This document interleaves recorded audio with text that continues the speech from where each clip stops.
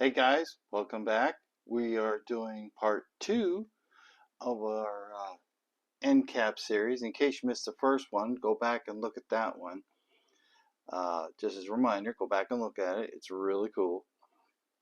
But what today we're covering is endcap number two. Okay, you gotta have two if you're gonna make a loop or semicircle or whatever you want to call it. Um, so recapping the recap.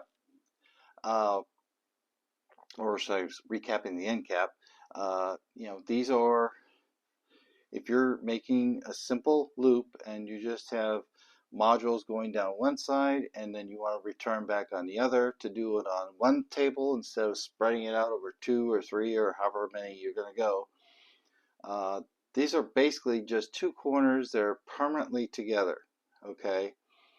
Uh, The tracks are the same as a standard corner. Okay, a standard corner, you've got your inside rail or the 11-inch radius, the outside rail or 12-inch radius, and I forget what they are in millimeters. I think it's 2 something and 3 something. Don't quote me, I don't remember exactly. So, what we have here is a standard end cap. This is manufactured by Klawndyke.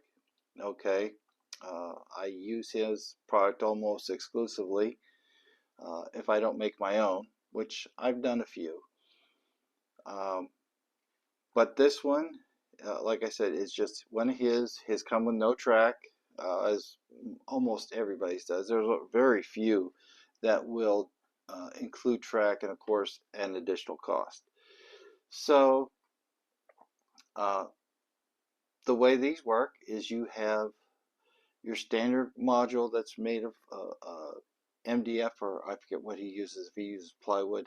I'm sure he'll spank me for saying that, but I don't know exactly. But it's a thick wood, okay, thicker wood, and I usually paint mine most of the time before I put track down. It depends. Um, But the easiest way is to do it that way, just cover up, because there's markings down there showing you exactly where the track goes. And it has pre-drilled holes for you. If you want to use screws or use screws in conjunction with wood, which I usually do, um, the track has places underneath, and these are matched up exactly to where the Kato tracks are, so that you could just pop your screw up and tighten it down. So really you don't need to use glue, but I would use some kind of adhesive. Um, I've used regular glue, like white glue. Um, you can use that, or if you're feeling like maybe a latex caulking would work better for you. I mean, there's so many different ways to secure them down. You just have to find what works best for you. Uh, Basically, the screws are your best bet. I mean, I have, well, let's see, right here. I have an example of the screws. I'll show this off. Just give me a second here. Wasn't planning on doing this. This is just an off-the-cuff type of thing. Love doing this kind of stuff. But anyway, so here's the packaging. Okay, I don't know if this is backwards or not. It might be. Can't tell. Yep, I think it is. Let's see if I can reverse that. Here we go. Okay. I don't know if that works. Probably not. All right. Well, we'll just flip it back. Okay. So anyway, of course I went upside down. There goes everything. Okay. So there you go. All right. So okay. So there's your number. Let me get it back over here. That's the number that you use right there. So everybody can see that. You need to, you can freeze this frame, and I'll move it up a little bit so that you can see. I ordered these.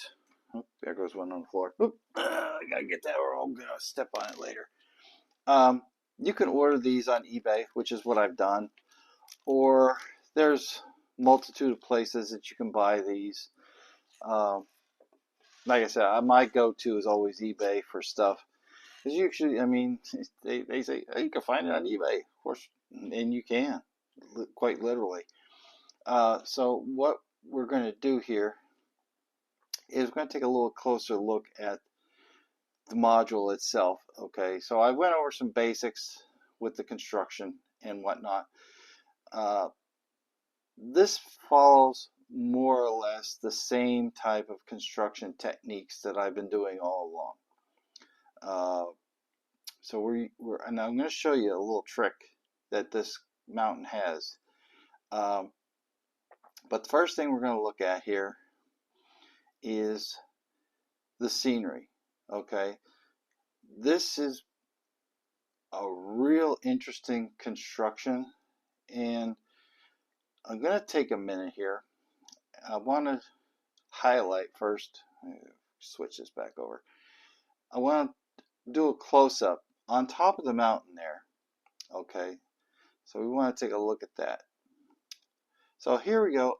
We're on top of the one hillside, and as you can see there, we have our hikers.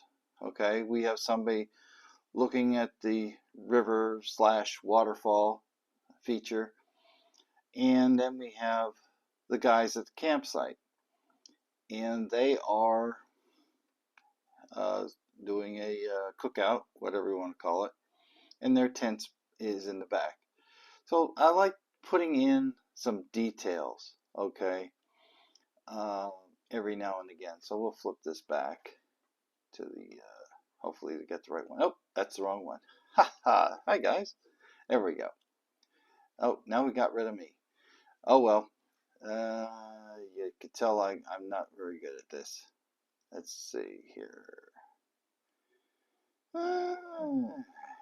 Great. Let's see. Well, that doesn't do it. Boy, we're really having, there, we got that part. Okay. So this thing, there we go. Okay. Well, it's new software. I tell you what, you think you got it figured out, and just it all goes to crap. But anyway, so that's what that looks like, and we're going to take this, and I'm going to go for a second here, go off camera, and I'm sure everybody's happy about that. But we're going to go, and I want to show you the actual construction, because this is not secured down. Let's think of it this way. Okay, you've got this built, okay, and if I followed standard operating procedures, this would all be secured down. It would be, it would never go anywhere. What happens, okay, if I have a derailment? And it happens, okay, regardless of how good your equipment is, you're going to get a derailment, and it's always going to happen in the worst place. Where's the worst place? Inside a tunnel. Disaster. You're at a show. You're at home. You're entertaining friends. Your trains are running. Everything's going smooth, and you have a derailment inside your tunnel. Well, now you got to stop everything. You've got to recover what you can, and then go in and take this apart, shake this thing out, maybe damage something. God forbid it's your locomotive in there. So there you got a couple $100 locomotive. It pops out one side or the other, and it hits the floor, and now you've got a big problem. Well, I wanted to have a tunnel, but I also needed to look at that issue and say, well, how am I going to resolve that issue? I had the solution. So now I'm going to go off camera, but we're going to talk about this while I'm off camera. Okay, so I'm going to come around here, and we're going to show you the solution. So I'm going to take this, and guess what? This whole thing comes off. So now you can see we have nothing. There is nothing attached but the track to that module. So now I'm going to move this module out the way. Okay. And now we're looking at all my junk. And my apologies. So we bring this back and we're going to flip it so that you can see the magic behind the door. So now you see, now this is a trifold display board obviously, and this is the base that I use for making the module. And I'm going to see what this other camera will show me. Hopefully I get the right camera. Let's see. And there we go. Okay, so we're going to back that out. Okay, so now you can look a little bit closer at the construction. Okay, so what I did here is you can see where that white is. Okay, that is, and there's cardboard strips there. That's how I formed the mountain, was the cardboard strips go from one side of that board across to the other, this other board in the middle. Let's see if I can, well, I'm on the wrong camera to do that. But here, let's switch this way a little bit. Okay. So that centerpiece there's another cardboard piece. And I carefully cut those out and fitted them so that they would go on this module. Okay. And yes, there's some wood there that's for stability. I had to glue and screw a couple of pieces of wood there, and there's more on the half moon shaped piece there, and that forms the stable base that everything goes off of. Okay. I did see, you see the black part there on the let's see if I can, no, I can't reach that camera. Okay, let me see if I can get this other camera back. Okay, like you can see down here on this side and a little bit up on this side. And I'll switch the camera back so you can see that better. I took another piece of cardboard there and spray painted it black and glued it in there. And that's if you were looking in, so you're not going to see the scenery material behind it. Okay, it's going to look like a tunnel. Okay, and you can only see it from that side. So that's all I did. Okay, and of course we're talking about the cardboard strips go across from one side to the other. Went ahead and put all those the plaster cloth going across, and then put my senior material on top of that. So this is how it's constructed. And now if I have, God forbid, the derailment in there, all I have to do is, oh, I just got to pull this off. And this happens. You know, no matter how good you construct something, it's going to happen. Okay, so let's flip this down. Now that you've seen what it looks like on the underside, let's take a closer look at the top. So give me a second. We got to run off camera here for a second. And we're going to flip her down. And we'll take a closer look, if I can adjust this camera a little bit. And you forgive me for moving the camera. A little bit shaky here. Okay, and there we go. Okay, so now we're looking at the top side again. And I did the water feature is what I want to concentrate on. So let's see if we can get in a little bit closer on the water. There we go. All right, so we'll move this up a little bit. So what we have here is the waterfall. Now this is my first attempt at doing the water and a waterfall. What I've done, the water itself, okay, you paint the base whatever color you're going to use. Now I didn't use a blue, I painted it more of a greenish brown, okay, because that part is kind of the stagnant water, so it wasn't flowing really hard. So I left it that way. But then you get to the middle part and we have two waterfalls. Now the water itself on the top is Woodland Scenic's water effects. Okay. Now these are this is a thin pour product. Okay. So I had to do a couple of different pours on, I did a couple of different pours on it, layers, whatever you want to call it. It's about, you do about 1/8 of an inch at a time, at the most. They do make a deep pour, which I never used yet, but the best use to this one is like an eighth of an inch. If you go too deep, it takes a long time, and it's, yeah, I had to do the bottom part a couple of different times, just because it was too deep, okay, and it wasn't drying right, and it was just a mess. So the top part came out great the first try. So then we got to the waterfall part, and let's look at this a little bit better. Okay, so what we have here, let me slide that over that. Okay, so what we have here is the two waterfalls, okay, and that was a combination of things. I have some wire from a floral wire, the green floral wire that you get for binding uh, plants, whether they're live or they're fake.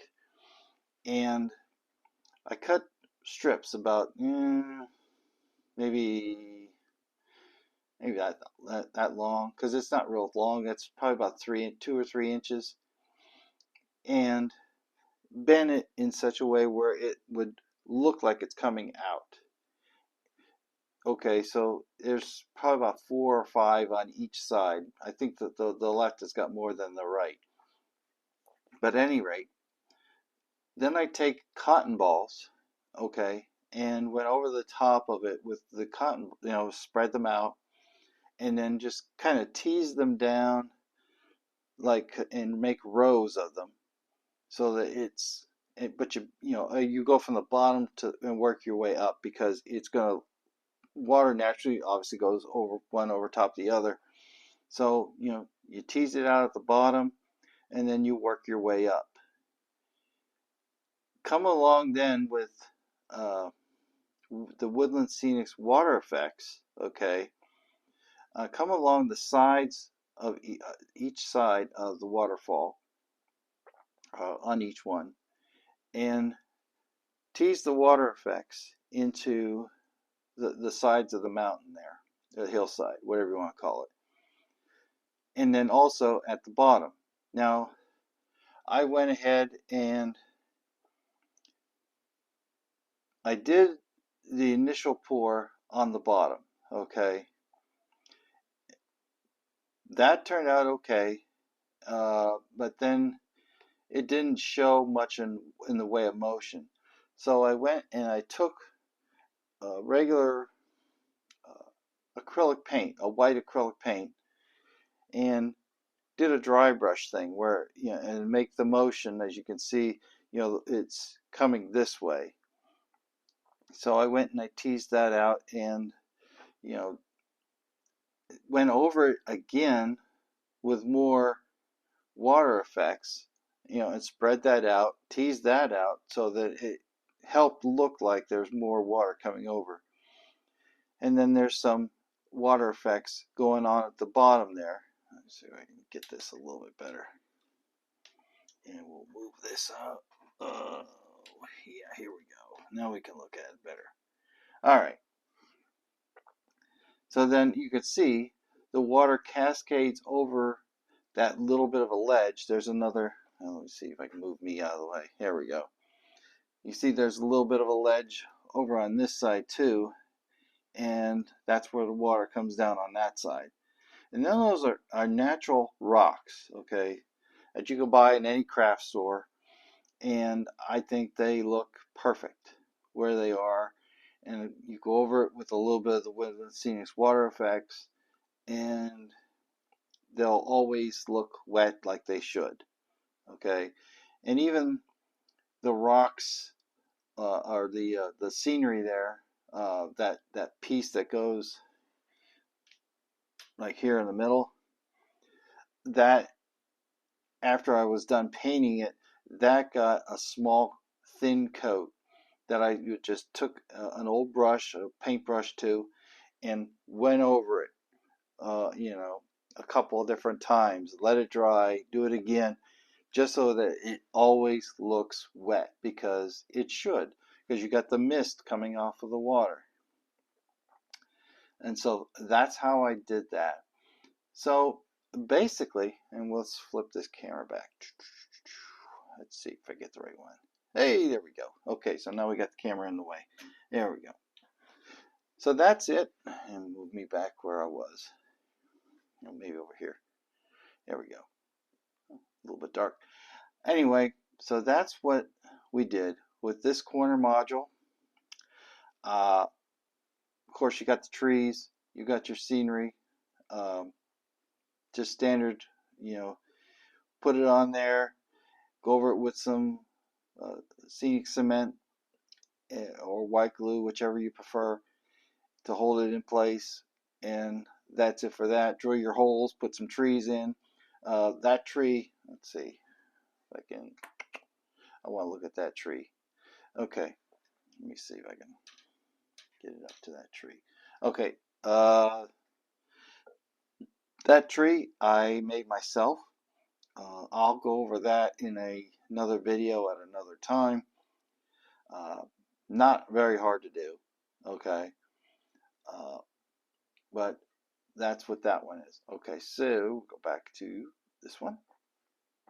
And that's a wrap on today. So if you like this video, make sure to like it, share, subscribe, all that good stuff. And we'll see you in the next video. Have a good night.